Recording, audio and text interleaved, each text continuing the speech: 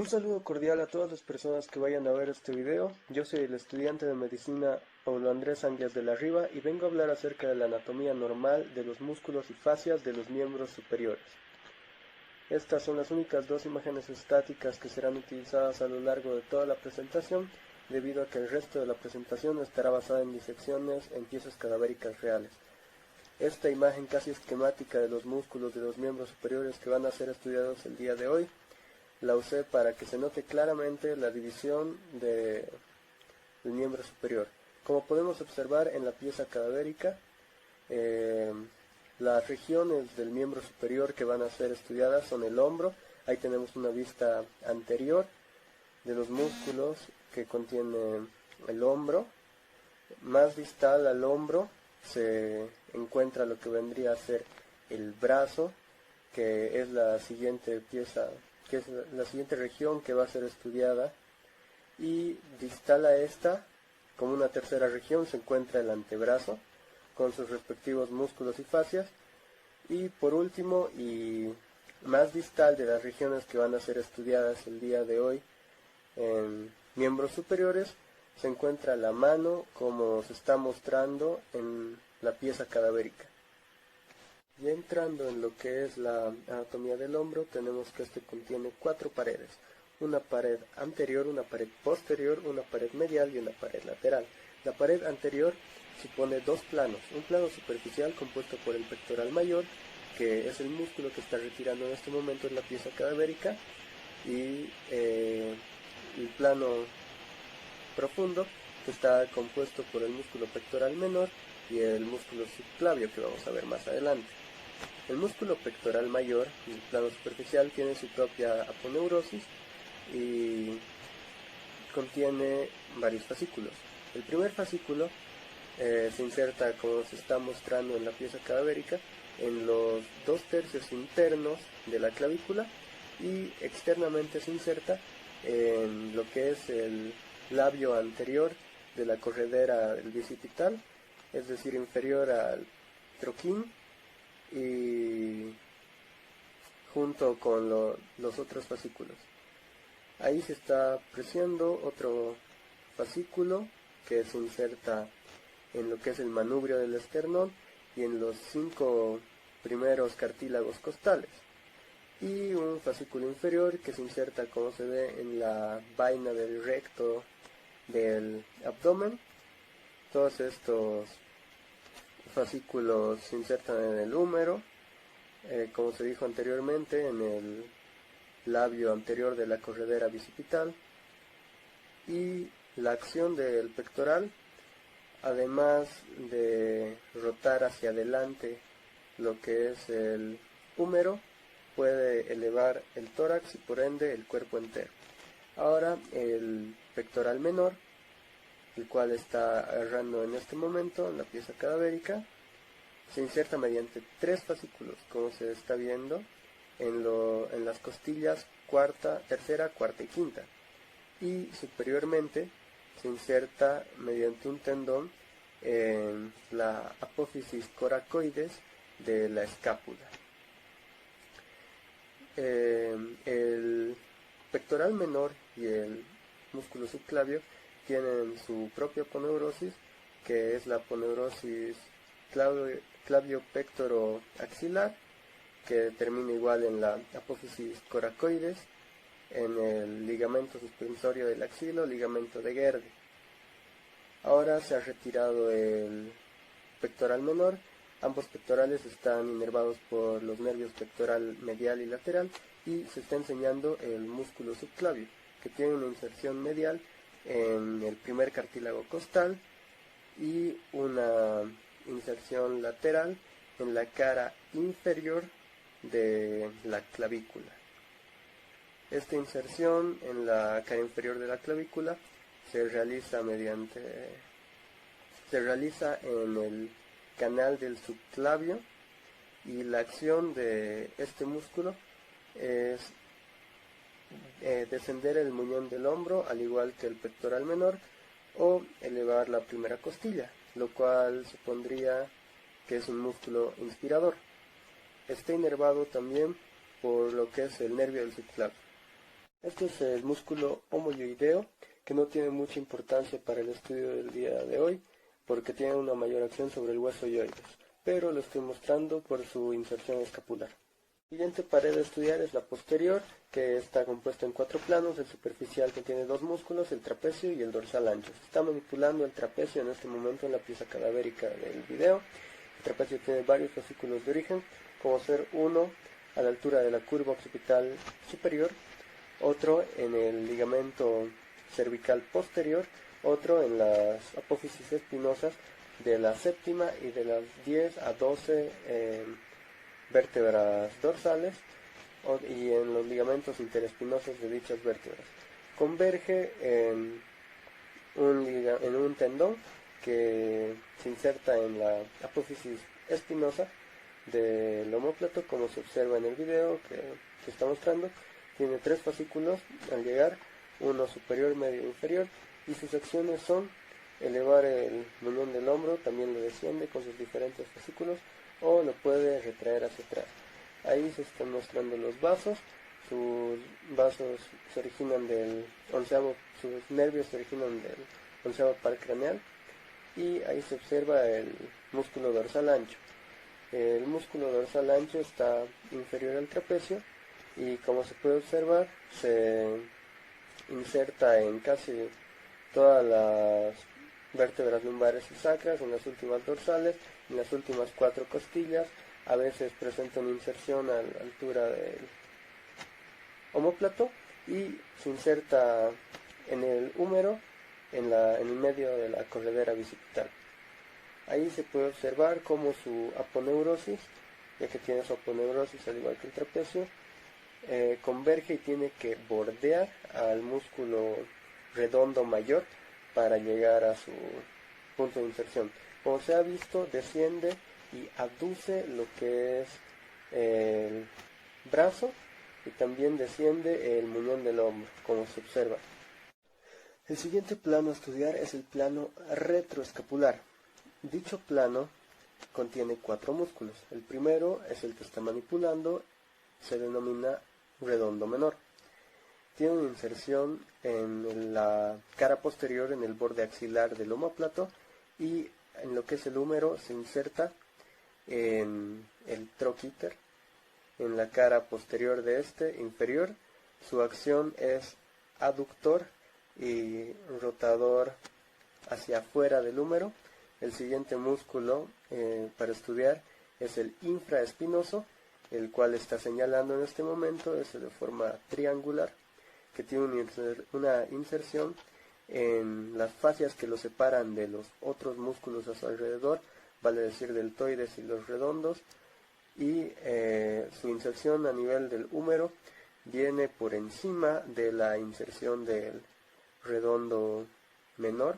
Su acción es exactamente la misma, es por eso que forman parte del manguito rotador del húmero, que está compuesto por el redondo menor, el infraespinoso, supraespinoso y subescapular. El siguiente músculo es el subescapular, que está mostrando en este momento. Tiene una inserción en la escápula, por encima de la espina de esta, y una inserción en el hombro, en lo que viene a ser el troquíter, pero esta vez en una cara más anterior, una pequeña inserción ahí, y es el único de los músculos de este plano que tiene su propia aponeurosis, ya que los otros 3, que también contienen el redondo mayor, que va a ser mencionado posteriormente, tienen una aponeurosis común. Aparte de esto, todos estos músculos están inervados de manera motora por el nervio supraescapular y están irrigados por lo que es la arteria supraescapular. Y el último músculo perteneciente a este grupo retroescapular, mas no forma parte del manguito rotador, es el redondo mayor, cuya inserción a nivel del omóplato es inferior a la del redondo menor, y su inserción a nivel del húmero es en la parte más medial de la corredera bicipital.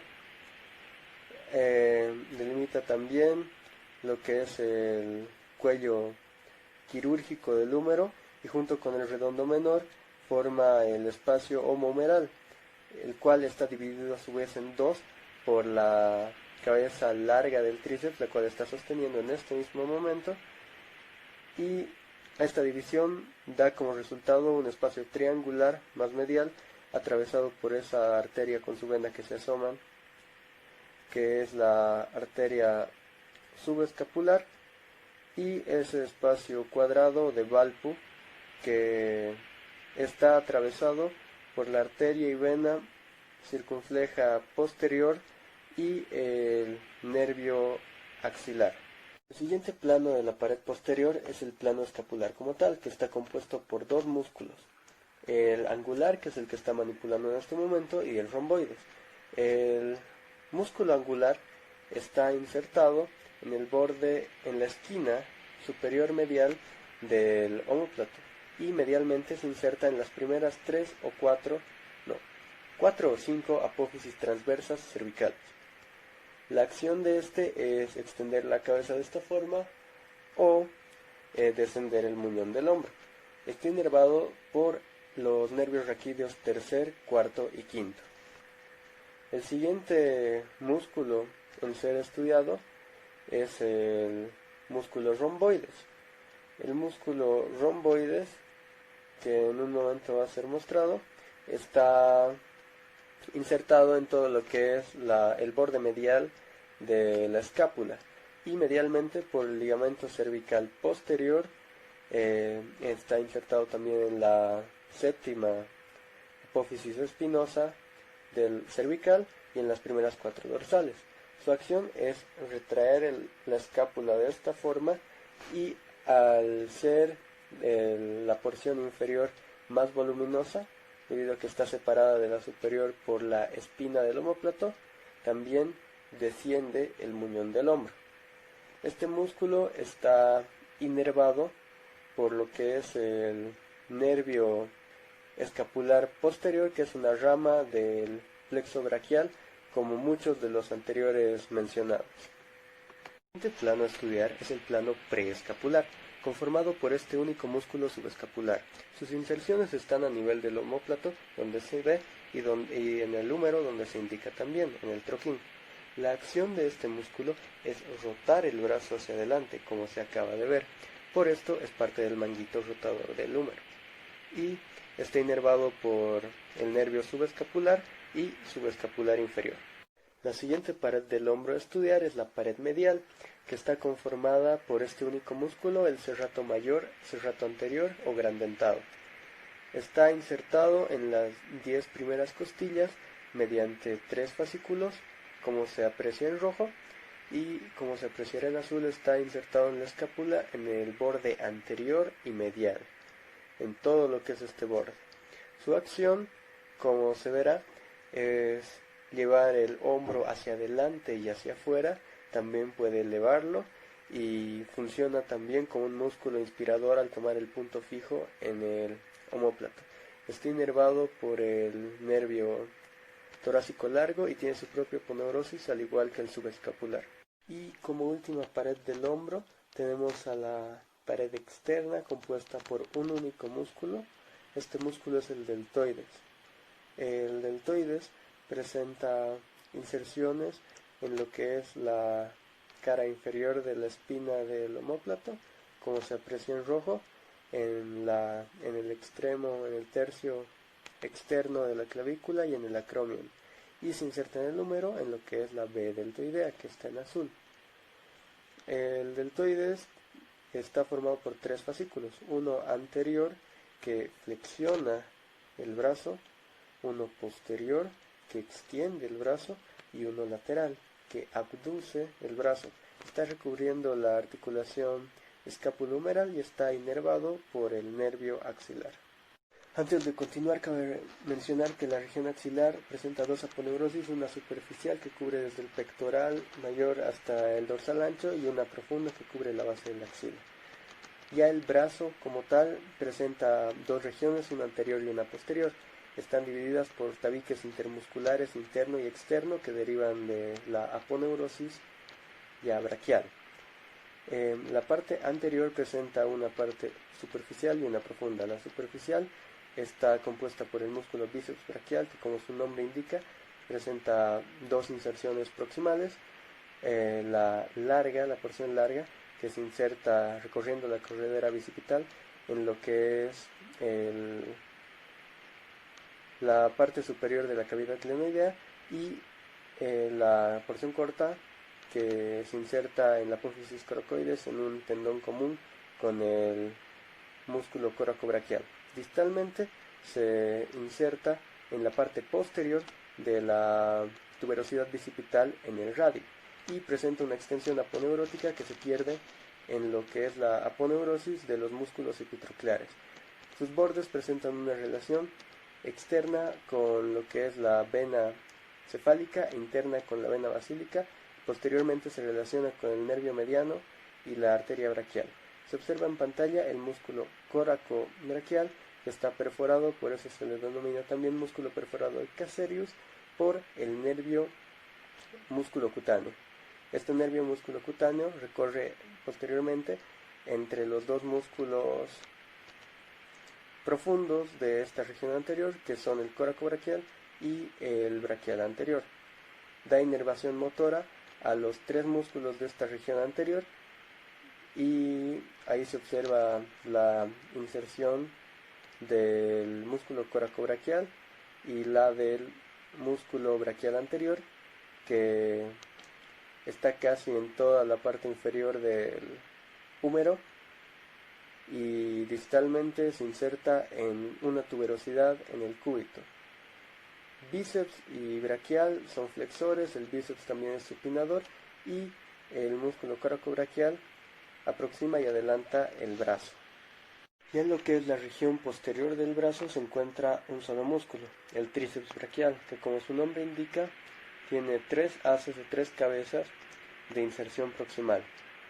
La porción larga, que se inserta en la tuberosidad subglenoidea del omóplato, un vasto externo que se inserta por arriba y afuera del canal radial, un vasto interno que se observa retirando los anteriores, como se está haciendo en este momento, y se inserta adentro e inferior al canal radial. En este momento se está sosteniendo el vasto interno, y como se observa, ahí está el nervio radial que inerva este músculo con los vasos humerales profundos.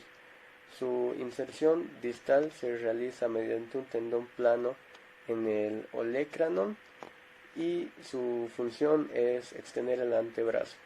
Ahora corresponde estudiar la siguiente región, la cual es el antebrazo. El antebrazo también presenta una aponeurosis, cuyo aspecto más destacable es el hecho de que presenta una membrana interósea. Empezando por los músculos epitrocleares, el más externo es el pronador redondo, cuya función es pronar, como dice su nombre.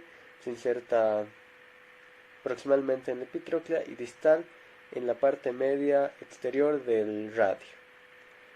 Seguido, un poco más interno, el flexor radial del carpo, igualmente conocido como palmar mayor.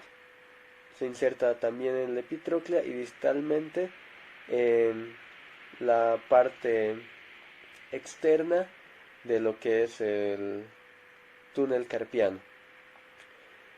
Algo interesante de este músculo es que entre su tendón y el tendón del supinador largo, que veremos más adelante, se encuentra la arteria radial.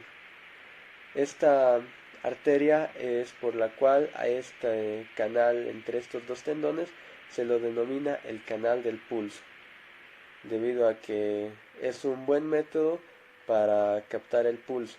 Las inervaciones de estos dos músculos que acabo de mencionar se dan mediante el nervio mediano. Como siguiente músculo epitroclear tenemos al palmar largo, es inconstante, igualmente se le conoce como palmar menor.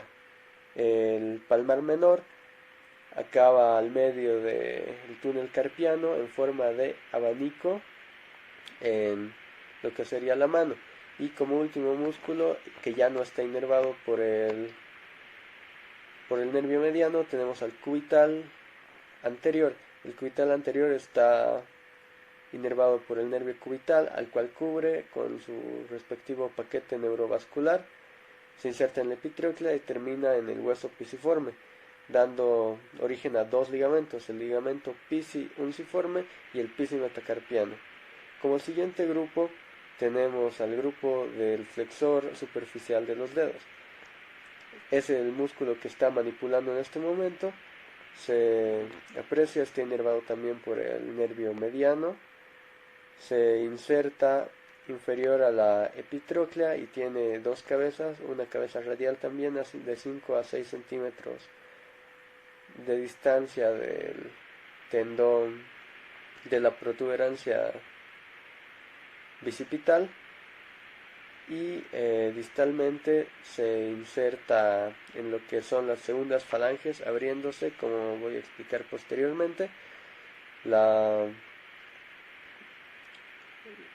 doble cabeza hace que este músculo sirva como canal para el nervio y paquete neurovascular medianos, y se divide finalmente en 4 tendones, 2 superficiales y 2 profundos. Los 2 profundos son para los dedos índice y meñique, los superficiales para los dedos medio y anular.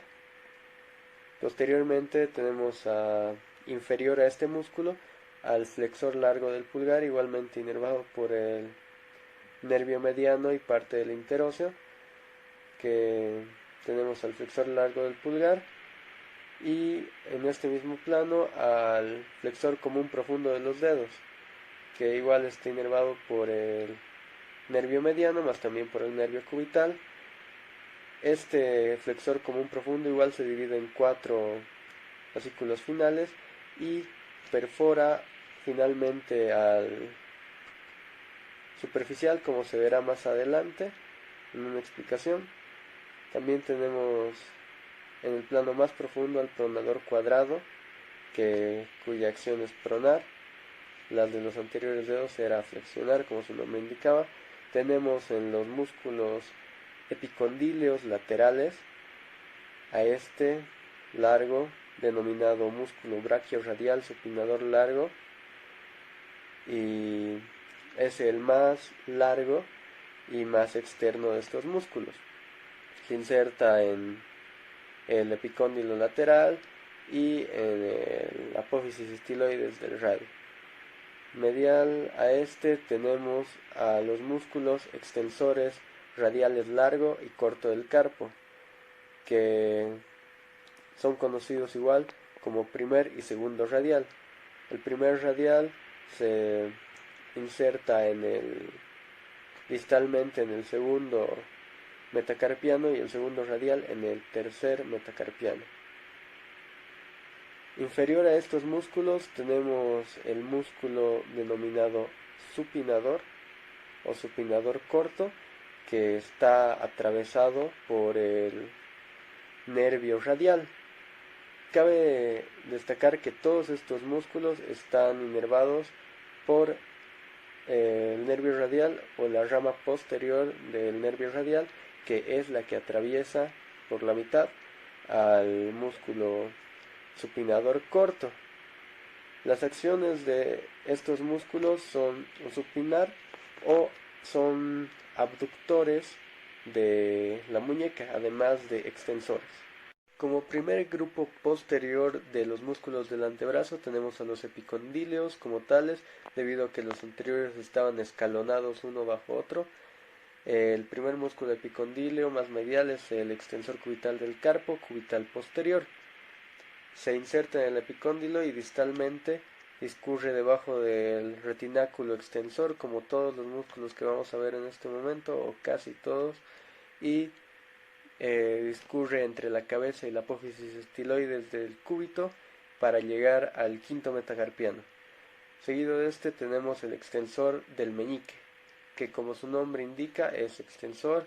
El anterior músculo era aductor también, y se une al extensor común a la altura de la articulación metacarpofalángica. El extensor común de los dedos es el siguiente epicondilio que tenemos, que al igual que el flexor y los flexores se divide para los 4 últimos dedos en 4 tendones, pero estos a nivel de la mano están dispuestos de manera diferente, ya que llegan y a la altura de la primera falange se dividen en 3 lengüetas, 2 externas y una medial. La medial se queda en la segunda falange y la externa se vuelve a unir para llegar hasta la tercera falange.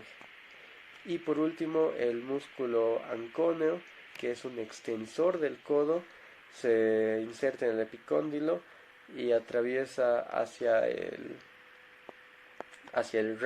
cúbito y cubre la articulación húmero-radial. Es por eso que tiene una acción extensora. Todos estos músculos están inervados por lo que es el nervio radial.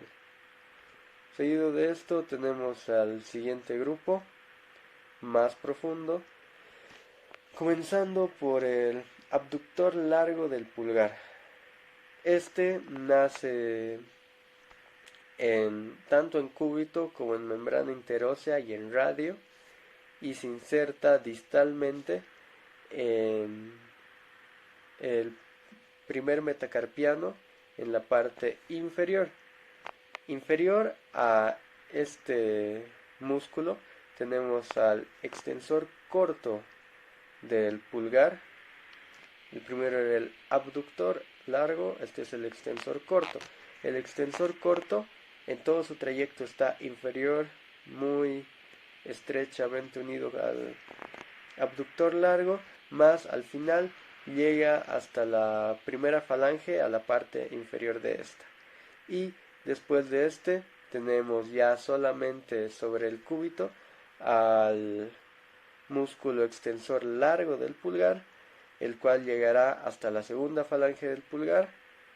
Y como dato, entre el músculo extensor largo y el músculo abductor largo se forma lo que se denomina tabaquera anatómica, que contiene el paquete neurovascular radial.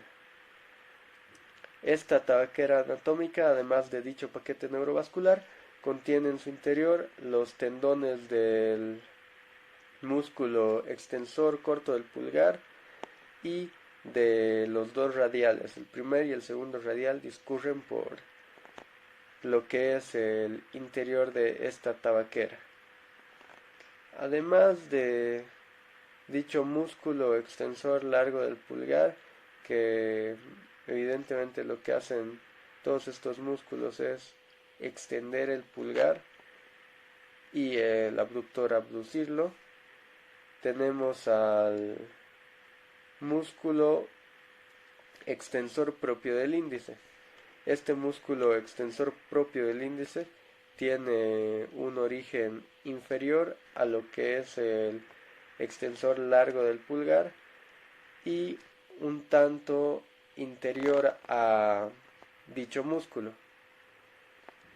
Este músculo recién lo están mostrando su tendón. Todos estos músculos, menos el ancóneo, discurren por debajo del retináculo extensor del carpo, que será visto más a detalle en el estudio de la mano, y este músculo extensor propio del índice, al igual que el extensor propio del meñique, se une al extensor común a la altura de la articulación metacarpofalángica. Ya como última región de los miembros apendiculares superiores se tiene a la mano.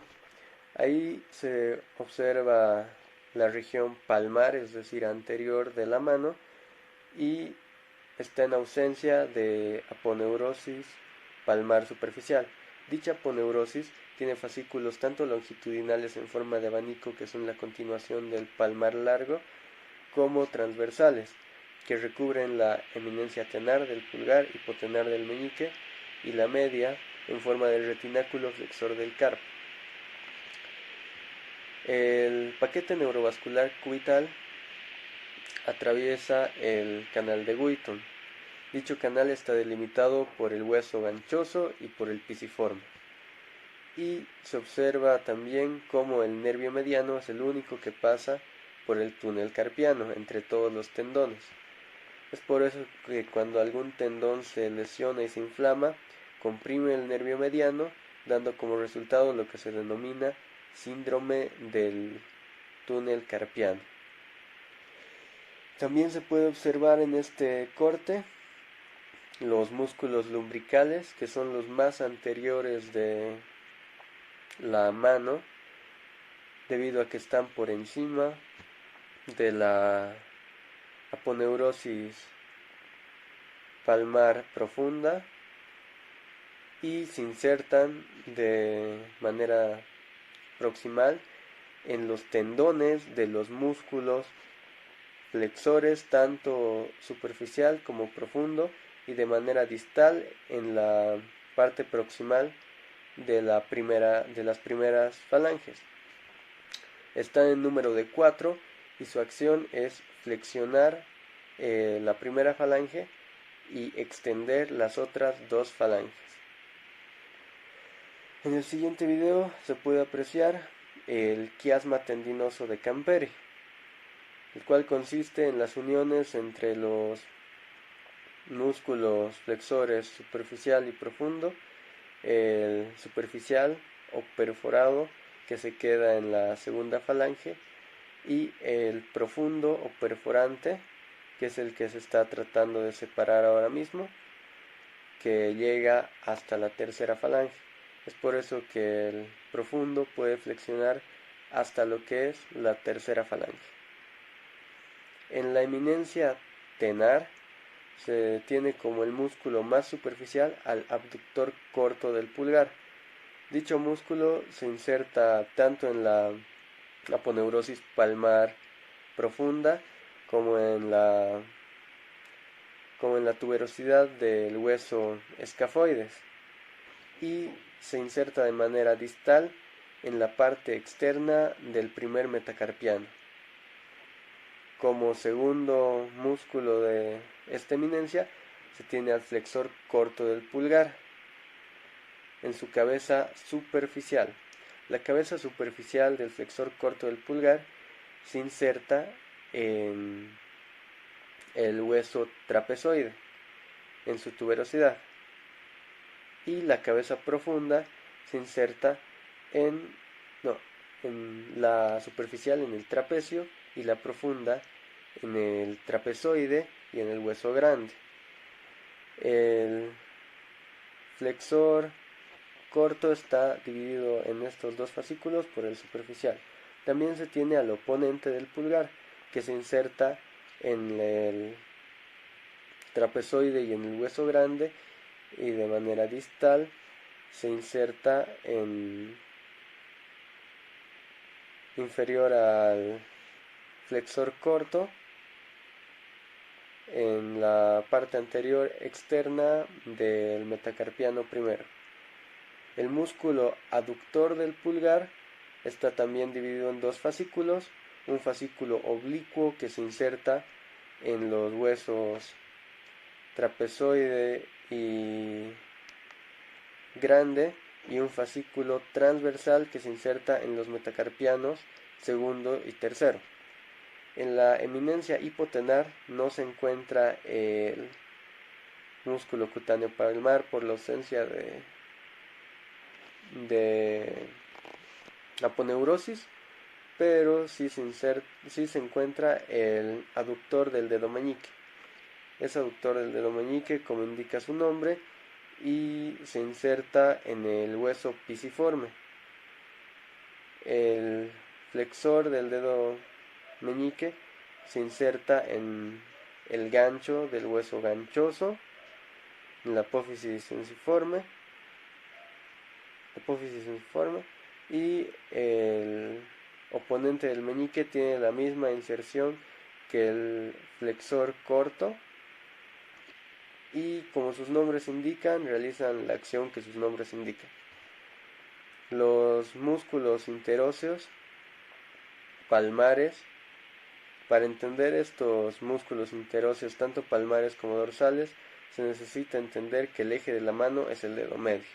Los músculos interóseos palmares se insertan de tal forma que su borde distal se aleja del eje de la mano y los interóseos dorsales se acomodan de tal forma que su tendón distal se aproxima al eje. Es por eso que los dorsales separan los metacarpianos y los palmares los juntan.